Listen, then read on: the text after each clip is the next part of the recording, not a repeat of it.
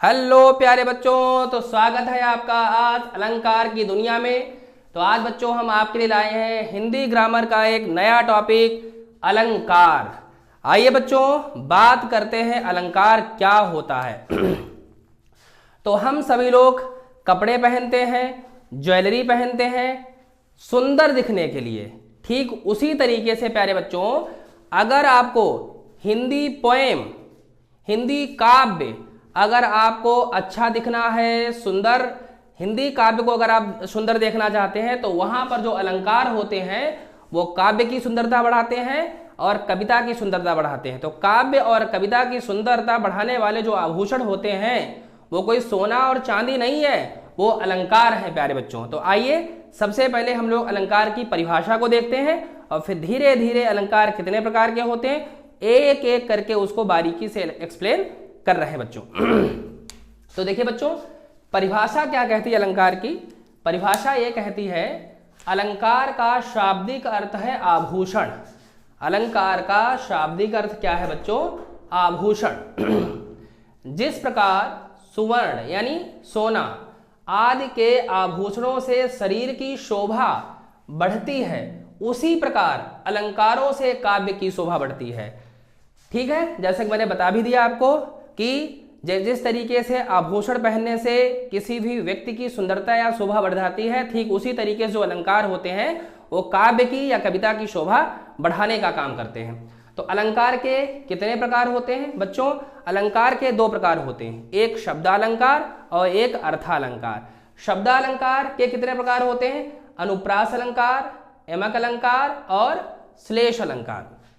उसके बाद में अर्थालंकार की बात करें तो अर्थालंकार में उपमा अलंकार, रूपक अलंकार, उत्प्रेक्षा अलंकार और अतिशयोक्ति अलंकार। तो प्यारे बच्चों, आज के लेक्चर में हम लोग शब्द अलंकार को बहुत अच्छी तरीके से एक्सप्लेन करने जा रहे हैं। तो प्यारे बच्चों, शब्द अलंकार का जो पहला भाग है, जो पहला पार्ट है बच्चों, शब्द अलंकार का जो पहला प्रकार है, टाइप है, वो कौन है? अनुप्रास अलंकार है। तो अनुप्रास अलंकार क्या होता है? जहां पर कोई एक अक्षर, कोई एक वर्ण बार बार रिपीट होता है, उसकी आवृत्ति बार बार होती है, वहां पर अनुप्रास अलंकार होता है। देखिए बच्चों क्या है अनुप्रास अलंकार? जहां कोई वर्ण बार बार आता है यानी उसका रिपीटिशन होता है, वहां पर कौन सा अलंकार होता है? अनुप्रास होता है। एग्जाम्पल देखिए, उदाहरण देखिए, रघुपति, राघव, राजा, राम।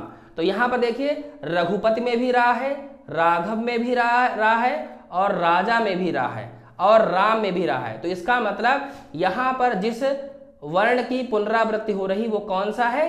रा है। तो यहां पर हम कह सकते हैं कि अनुप्रास अलंकार है। आगे बात करते हैं बच्चों, अगला उदाहरण क्या है? मैया मोरी मैं नहीं माखन खायो। अब यहां पर देखिए कौन सा अक्षर, कौन सा वर्ण बार बार आ रहा है? यहां पर देखो मैया में भी माँ है, मोरी में माँ, मैं माँ, उसके बाद माखन में भी माँ है। तो यहां पर कौन सा अक्षर बार बार रिपीट हो रहा है? यहां पर बच्चों माँ वर्ण जो है वो बार बार रिपीट हो रहा है। तो यहां पर कौन सा अलंकार हो गया? अनुप्रास अलंकार हो गया। अगला उदाहरण क्या है? तरनी, तनुजा, तट, तमाल, तरुवर, बहुछाए। तो देखो तरन में भी ता है, तनुजा में भी ता है, तट में भी ता है और तमाल में भी ता है और तरुवर में भी ता है। इसका मतलब यहां पर जो अक्षर रिपीट हो रहा है वो कौन सा है? ता है। यहां पर जो वर्ण रिपीट हो रहा है वो कौन सा है? ता है। तो आपने क्या देखा बच्चों कि जहां पर एक अक्षर बार बार रिपीट होता है, एक वर्ण बार बार रिपीट होता है, वहां पर अनुप्रास अलंकार होता है। तो उम्मीद करते हैं कि अनुप्रास अलंकार आपको अच्छी तरीके से समझ में आ गया होगा। आगे बात करते हैं यमक अलंकार की। बच्चों यमक अलंकार में क्या होता है? तो यमक अलंकार की अगर हम परिभाषा की बात करें तो यमक अलंकार क्या कहता है? जहां पर एक शब्द एक से अधिक बार प्रयुक्त हो और उसके अर्थ अलग अलग हो। यानी एक शब्द एक से बार प्रयुक्त होगा, एक से अधिक बार प्रयुक्त होगा और उसका जो मीनिंग होगा, उसका जो अर्थ होगा वो अलग अलग होगा। जैसे कनक कनकते 100 गुनी मादकता अधिकाय, कनक कनकते 100 गुनी मादकता अधिकाय, या खाए बौराए जग वा पाए बौराए। तो कनक और कनक, यहां पर कनक शब्द जो है वो 2 बार आया है, और कनक का मतलब होता है, एक कनक का मतलब है धतूरा जो कि बहुत ही जहरीला फल होता है, और एक कनक का मतलब होता है सोना यानी गोल्ड। तो धतूरे को खाने से व्यक्ति पागल हो जाता है, बौरा जाता है, और सोना मिलने से भी, अगर अत्यधिक सोना मिल जाता है तो उसको मिलने से भी व्यक्ति जो है वो मेंटल डिस्टर्ब हो जाता है, पागल हो जाता है। तो देखिए, आइए 2-3 एग्जाम्पल के माध्यम से हम आप लोगों को यमक अलंकार को समझाने का प्रयास कर रहे हैं। बच्चों, कनक कनकते 100 गुनी मादकता अधिकाय, वा खाए बौराए जग या पाए बौराए। यानी मतलब क्या हुआ, एक कनक का मतलब क्या है बच्चों, धतूरा, और एक कनक का मतलब क्या है, एक कनक का मतलब क्या है, धतूरा, धतूरा, और एक कनक का मतलब क्या है, सोना। तो बच्चों क्या है कि धतूरे को खाने से व्यक्ति पागल हो जाता है, और सोना जब अत्यधिक मिल जाता है तो वहां से भी व्यक्ति क्या होता है, मेंटल डिस्टर्ब हो जाता है। अगला एग्जाम्पल देखो बच्चों, क्या, काली घटा का घमंड घटा, काली घटा का घमंड घटा, मतलब क्या हुआ, 2 वर्ड, यहां पर जो घटा शब्द है वो 2 बार आया है।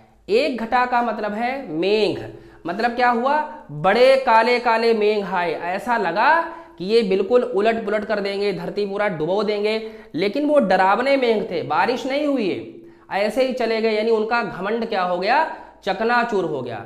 और बच्चों क्या हुआ, तो इस घटा का मतलब मेघ, और इस घटा का मतलब क्या हुआ, कम हो जाना, चकनाचूर हो जाना। तो यहां पर भी आपने क्या देखा कि यहां पर 2 बार घटा शब्द आया है, और दोनों का मतलब क्या है, अलग अलग है। बच्चों, तीसरा जो एग्जाम्पल है इसका, 3 बेर खाती थी, बे 3 बेर खाती है। यहां पर बेर शब्द जो है वो 2 बार प्रयुक्त हुआ है। एक बेर का मतलब क्या है बच्चों, एक बेर का मतलब है टाइम यानी समय, एक बेर का मतलब क्या है, टाइम यानी समय, और एक बेर का मतलब है बच्चों फ्रूट यानी फल, फ्रूट यानी फल। तो वो मतलब जो है, ये जो 3 बेर है वो 3 टाइम खाती थी, 3 बेर 3 टाइम खाती थी। तो यहां पर भी आपने क्या देखा कि यहां पर जो बेर शब्द आया है वो 2 बार आया है, और यहां पर दोनों जगह पर उसका जो मीनिंग है वो अलग अलग है। क्लियर हो गया बच्चों, आगे बढ़ें।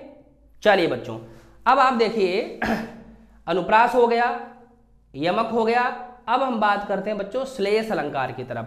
बच्चों, श्लेष का मतलब होता चिपका हुआ। यहां पर बच्चों क्या होगा, श्लेष अलंकार में जहां पर एक शब्द में एक से अधिक अर्थ जुड़े हो, जहां पर एक शब्द में एक से अधिक अर्थ जुड़े हो, एक से अधिक जो अर्थ जुड़े हो, एक से अधिक मीनिंग जुड़े हो, वहां पर क्या होता है बच्चों, श्लेष अलंकार होता है। आइए एक उदाहरण के द्वारा हम आपको समझाने का प्रयास कर रहे हैं। उदाहरण है बच्चों, चरण धरत चिंता करत, चितवत चारिहु ओर, सुबरन को खोजत फिरत, कवि व्यवचारी चोर। तो यहां पर जो वर्ड सुबरन है, सुबरन के यहां पर देखिए 3 अर्थ हैं। एक सुबरन का मतलब है बच्चों सुंदर वर्ण, एक सुबरन का मतलब है सुंदर वर्ण यानी सुंदर अक्षर, सुंदर लेख, और दूसरे सुबरन का, एक सुबरन का और मीनिंग है, वो क्या है बच्चों, सोना यानी गोल्ड, और तीसरा है बच्चों इसका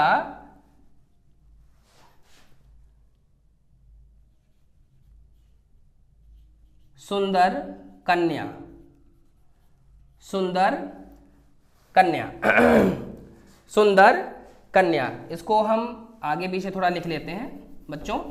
यहां पर आप लिखिएगा सुंदर कन्या, सुंदर कन्या, और यहां पर आप लिख लीजिएगा बच्चों सोना यानी गोल्ड। चलिए बच्चों, अब देखिए, अब यहां पर सुबरन के 3 अर्थ हैं। एक सुंदर वर्ण यानी सुंदर अक्षर, सुंदर लेख, और एक मतलब है सुंदर कन्या स्त्री, और एक का मतलब है सोना। अब देखिए, जो कवि होगा वो इस सुबरन को किस रूप में लेगा, सुंदर वर्ण के रूप में, क्योंकि कवि का काम क्या है, लिखना, ठीक है, कविताएं रचना, तो वो इस सुवर्ण को लेगा सुंदर वर्ण के रूप में। उसके बाद बच्चों क्या है, यहाँ पर व्यभिचारी, व्यभिचारी का मतलब क्या होता है, जिसकी नजर बड़ी गंदी होती है, तो वो इस सुवर्ण को किस रूप में लेगा, सुंदर कन्या के रूप में लेगा। और जो चोर है वो इसको सोना यानी गोल्ड के रूप में लेगा। तो आपने यहां पर क्या देखा कि सुवर्ण के यहां पर कितने मीनिंग है, 3 है, मतलब सुवर्ण में कई मीनिंग, कई यहां पर अर्थ चिपके हुए हैं। तो इस तरीके से बच्चों मैंने आपको श्लेष अलंकार समझा दिया। फिर से एक बार मैं आपको रिवाइज एक बार करा देता हूं। शब्दालंकार में पहला है अनुप्रास अलंकार, जहां पर एक वर्ण बार बार आता है, उसका रिपीटिशन होता है। उसके बाद मैंने बताया एमक अलंकार में क्या होगा, कोई एक शब्द एक से ज्यादा बार आएगा, लेकिन उनके जो अर्थ होंगे वो अलग अलग होंगे। तीसरा मैंने बताया बच्चों श्लेष, जहां पर एक शब्द होगा लेकिन उसके कई मीनिंग होंगे, एक से ज्यादा मीनिंग होंगे।